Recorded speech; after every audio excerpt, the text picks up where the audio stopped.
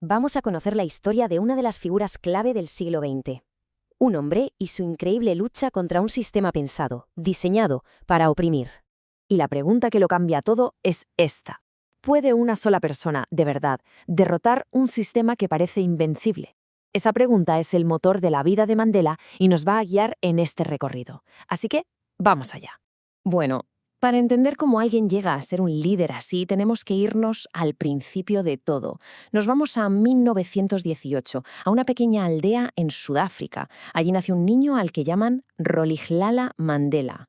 Y atentos a esto, porque su nombre, Rolihlahla, en su idioma, el Xhosa, significa algo así como el que lía las cosas o el que agita el árbol. Y vaya, si lo fue. Resultó ser casi una profecía. Ya de pequeño se pasaba horas escuchando a los mayores del pueblo contar historias de cómo sus antepasados habían luchado por la libertad.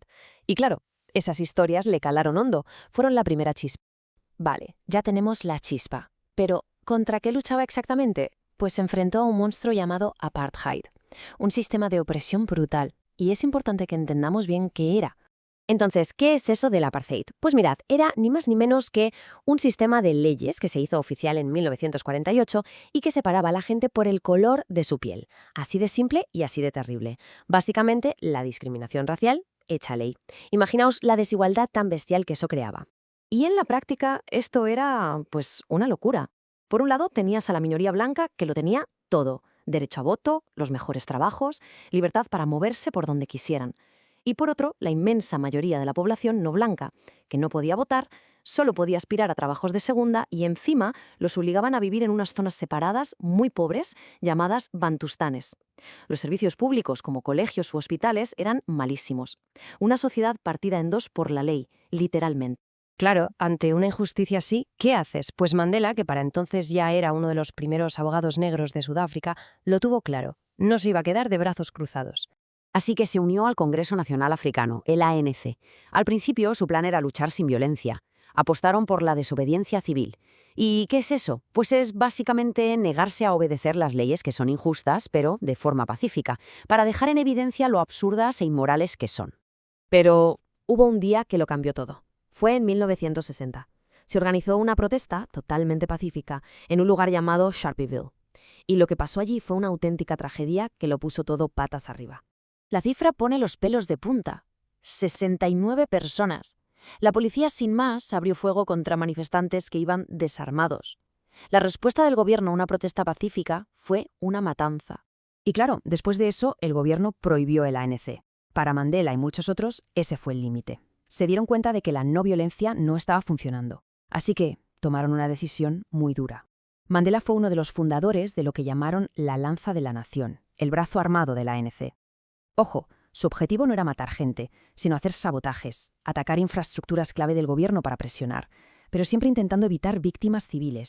Esta nueva etapa de lucha, como era de esperar, tuvo consecuencias. En 1962 lo capturaron, y el juicio que vino después no solo decidiría su futuro, sino que lo convertiría en un símbolo para el mundo entero.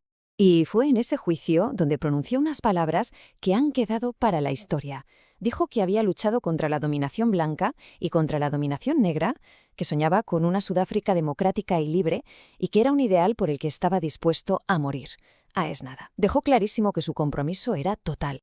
El resultado de esa declaración y de su lucha, cadena perpetua.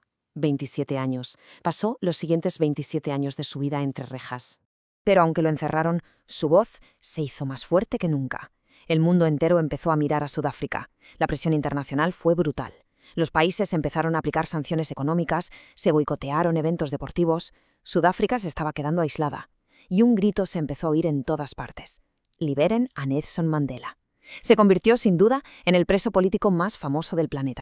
Y toda esa presión, al final, tuvo que dar resultado.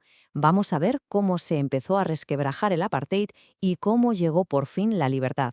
La fecha es histórica, 11 de febrero de 1990. El mundo entero vio por televisión cómo Nelson Mandela salía de la cárcel, pero lejos de descansar, se puso a trabajar de inmediato. Empezó a negociar con el presidente de Sudáfrica de aquel entonces, F.W. de Klerk, para desmontar el apartheid pieza por pieza, y por ese trabajo conjunto les dieron a los dos el Premio Nobel de la Paz en 1993.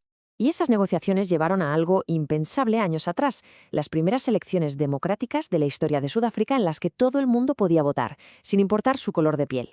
Imaginaos la escena, millones de personas votando por primera vez en su vida. El resultado, una victoria arrolladora para el partido de Mandela, el ANC. Y así, Nelson Mandela se convirtió en el primer presidente de una nueva Sudáfrica.